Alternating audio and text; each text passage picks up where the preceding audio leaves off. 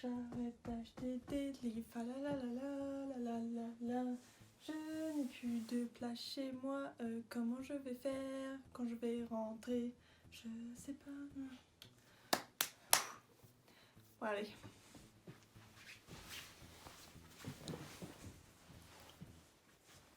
Bonjour à tous et bienvenue sur ma chaîne YouTube. Cette semaine, on se retrouve avec une vidéo un petit peu particulière parce que c'est vous qui avez choisi le thème de cette vidéo. En effet, il y a 2 semaines sur Instagram, je vous ai laissé le choix, je vous ai fait 4 propositions et la gagnante a été, comme vous avez dû le voir dans le titre, le book haul d'hiver. Par book haul d'hiver, j'entends tous les livres que j'ai acquis, achetés, reçus entre décembre, janvier, février, mars. Cela comprend Noël et mon anniversaire, donc j'ai reçu énormément de nouveautés. Je n'ai malheureusement pas tous les livres avec moi en Écosse, donc j'en ai une partie derrière moi, l'autre partie en France. J'ai laissé des livres en France, j'ai aussi ramené des livres en France pour changer un peu. Donc je vais vous présenter tout ça, que ça soit le livre directement ou la couverture.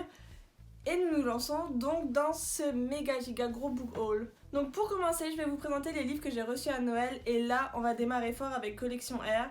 Collection R m'a envoyé pour les fêtes de fin d'année et la fin de notre partenariat un méga gros carton. Donc le principe est simple, on devait leur envoyer une liste de titres pour lesquels on pouvait être intéressé. Et parmi cette liste, ils faisaient une sélection et nous faisaient la surprise d'un envoi. Donc je n'ai pas les livres avec moi, ils sont en France. Mais de leur part, j'ai reçu pour commencer L'héritière de Kiera Class qui est le tome 4 de la sélection, La rose blanche et la clé noire de Amy Ewing qui sont le tome 2 et 3 de la saga Le Joyau. Et j'ai également reçu Nos faces cachées d'Amy Armand et je suis vraiment très contente pour celui-là car j'avais lu sa duologie il y a plusieurs années et j'avais vraiment adoré. Et pour finir, j'ai reçu Le Feu Secret de C.J. Doherty et Karina Rosenfeld. Pour celui-là, je dois dire que je l'avais mis dans ma liste car je n'entendais très peu parler de ce livre et pourtant le résumé me rendait très curieuse, donc j'ai décidé de lui laisser une chance. Si quelqu'un l'a lu, n'hésitez pas à me dire ce que vous en pensez. Malheureusement, ces livres sont en France, je n'ai pas pu les ramener après Noël. C'est le problème de vivre à l'étranger, on est très vite limité sur le nombre d'affaires qu'on souhaite emporter. Ils n'ont pas pu faire partie du voyage, mais ils m'attendent bien sagement en France dans ma bibliothèque et je vais les retrouver cet été et me plonger dedans avec un énorme plaisir. Encore une fois, je voudrais remercier Collection R parce que vraiment ce cadeau 5 titres c'est juste énorme. J'ai vraiment été surprise quand j'ai ouvert le carton, je m'attendais pas à autant de livres et vraiment mon partenariat avec le Collection R, je le dis, je le redis, ça a été l'une de mes meilleures expériences. L'équipe était sympa, j'ai rencontré d'autres blogueurs, ils nous proposaient des projets super cool, des titres dont certains font partie de ma liste de coups de cœur maintenant. Donc voilà, c'est la cerise sur le gâteau après 2 ans de partenariat avec eux et quelle cerise, 5 titres. Vraiment, je suis très contente et je remercie encore une fois Collection R. Également à Noël, j'ai reçu, donc de la part de ma belle famille, j'ai reçu Les fiancés de l'hiver de Christelle Dabos. Et si vous me suivez sur Instagram ces dernières semaines, vous savez que je suis devenue complètement dingue avec cette saga. Je n'ai pas dormi pendant 3 jours. Je me couchais à 7h du matin, je me réveillais pour aller en cours. C'était n'importe quoi parce que je voulais vraiment finir cette saga. Vous savez, c'est le genre de saga où on avait un a priori dessus. J'avais un a priori, je ne sais pas pourquoi. Pourtant, je connaissais le résumé, j'avais lu plus d'une fois. Mais je m'étais toujours dit, je pense pas que c'est ton genre de lecture, je pense pas que ça va être ton truc. Mais d'un autre côté, je peux pas vous dire ce que je pensais que c'était. J'avais vraiment cet a priori en me disant, c'est pas pour toi. Et je suis tombée sur le cul. Mais qu'on se le dise, genre, j'étais pas prête. Et je pense que je l'ai autant aimé parce qu'il a aussi brisé tous ces a priori qu'en fait je me suis rendu compte que c'était totalement le genre d'histoire que j'aimais, mais depuis toujours. Mais vraiment, une découverte, juste vraiment un énorme coup de cœur pour cette saga. J'ai également reçu Le Cercle littéraire des amateurs d'épluchures de patates de Marie-Anne Schaffer et Annie Barrault. Je suis très contente de ce cadeau car il était sur ma liste à lire depuis plusieurs années et il aborde une thématique de la guerre, quelque chose que j'aime énormément, donc j'ai vraiment hâte de me plonger dedans. Et pour ceux qui chercheraient peut-être une alternative, sachez qu'il existe un film et qu'on m'en a dit que du bien. Je reprends mon petit pense-bête, j'ai également reçu de la part de mon beau-frère Harry Potter et la Chambre des Secrets, l'édition des 20 ans collector version Gryffondor et je suis très contente. Si vous avez vu ma vidéo de la semaine dernière sur ma collection Harry Potter, vous savez que j'aime énormément ajouter des livres à ma collection. Celui-là va rejoindre la collection, mais pas seulement. Je me suis également acheté Harry Potter and the Philosopher's Stone, la version écossaise lors de mon voyage à Édimbourg. Je suis très contente d'enrichir cette collection avec l'édition écossaise. Honnêtement, je ne m'attendais pas du tout à ce qu'il y ait une édition écossaise et elle rejoint la collection. Et pour finir sur Harry Potter, je me suis également acheté le tome 3, l'édition Blueberry, c'est-à-dire vous savez c'est les nouvelles éditions très jolies. Je ne pouvais pas ne pas l'acheter. J'achète un exemplaire de cette édition dans chaque pays qui a un rapport avec Harry Potter. Et évidemment Poudlard, le Poudlard Express, tout ça se passe en Écosse et il y a vraiment une ambiance Harry Potter en Écosse, on le ressent. Il me fallait évidemment une édition que j'ai achetée dans ce pays. J'ai également acheté The Pending de Bridget Collins. Ce livre est sorti en VO il y a peu, donc je ne pense pas qu'il y ait encore une traduction.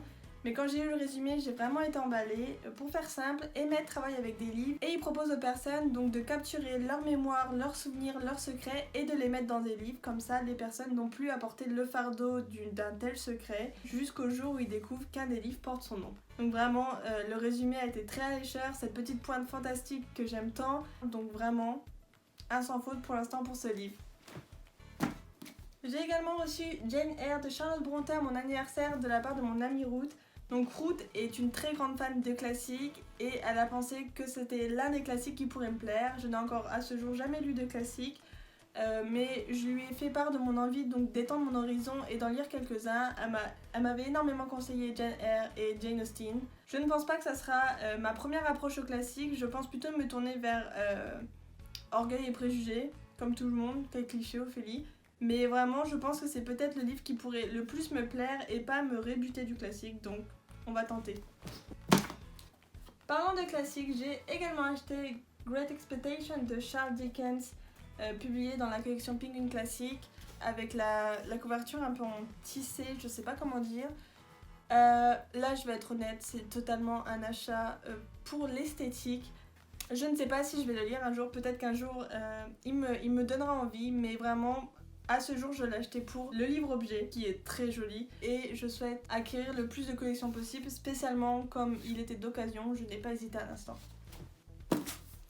J'ai également acquis Donne-moi ton cœur de Sarah Walsh publié chez PKJ, je l'ai reçu lors d'un concours avec Booknote.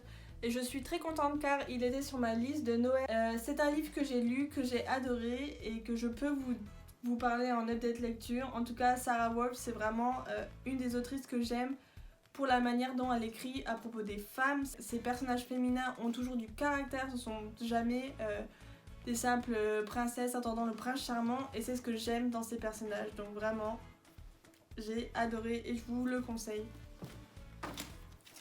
Et tant qu'on parle de personnages féminins qui ont un caractère, j'ai également acquis The Crown Prince de Holly Black. Donc une traduction est à venir, il me semble que le livre va sortir le 2 septembre chez Rajo.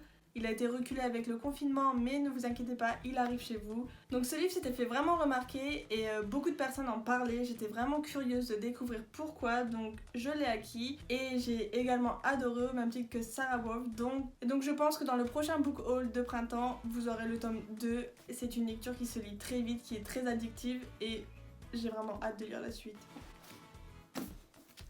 J'ai également reçu Je suis une viking de Andrew David MacDonald. J'ai envie d'un McDo. Ça vient de me... Publié chez les éditions Nil. Déjà la couverture, Nil édition, vraiment je me répète mais vos couvertures elles sont à tomber, n'arrêtez jamais. Et pour l'histoire en fait, donc Zelda travaille dans une bibliothèque et elle est, comme le titre l'indique, complètement fan et obsédée de la mythologie nordique des vikings, jusqu'au jour où son frère Gert s'est mêlé avec de dangereux dealers et elle va devoir se lancer dans une aventure pour venir à sa rescousse. Et telle une Valkyrie, elle va vouloir prouver sa bravoure. Et je suis d'autant plus contente de découvrir ce livre car j'ai également une petite affection pour la mythologie nordique, Thor. C'est vraiment quelque chose qui m'intrigue, qui m'intéresse et on tape dans le mille avec ce livre.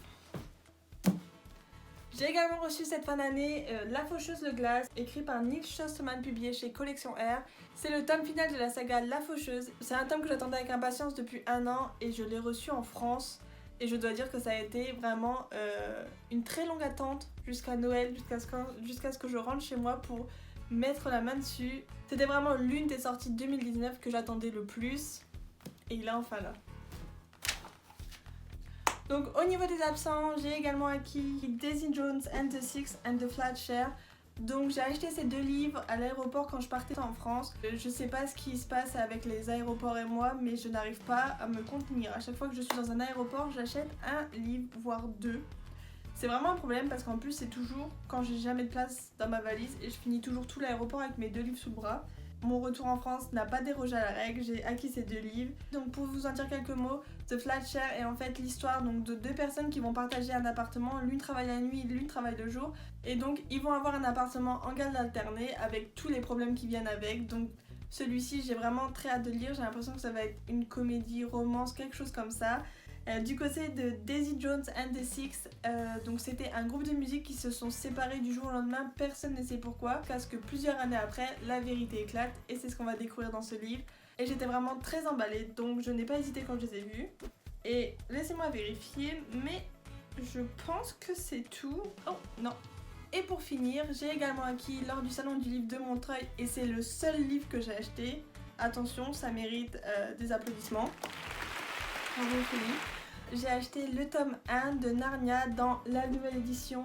Narnia, c'est un livre que j'ai ce gros intégral avec la tête d'Aslan dessus, mais je dois dire que c'est pas très pratique. Et donc quand j'ai vu qu'il sortait des nouvelles éditions avec des nouvelles couvertures qui sont vraiment super design, assorties, colorées, et qui en plus se vendent livre par livre, tome par tome, j'ai trouvé que c'était une très bonne idée et que ça allait aussi me permettre de pouvoir les lire peut-être plus facilement.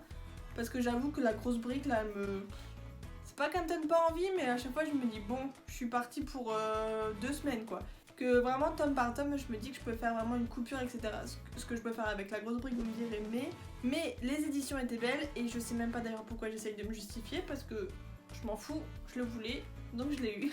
Donc voici tous les livres que j'ai acquis durant l'hiver. Comme vous avez pu le voir, il y a un peu de tout, il y a des nouveautés, il y a également des titres plus anciens, un peu de classiques.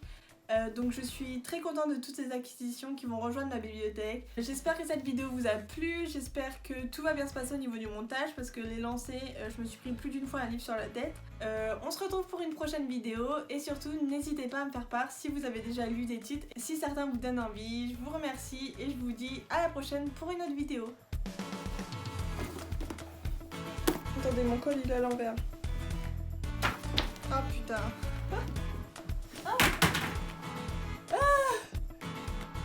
Ah putain. Ça m'énerve.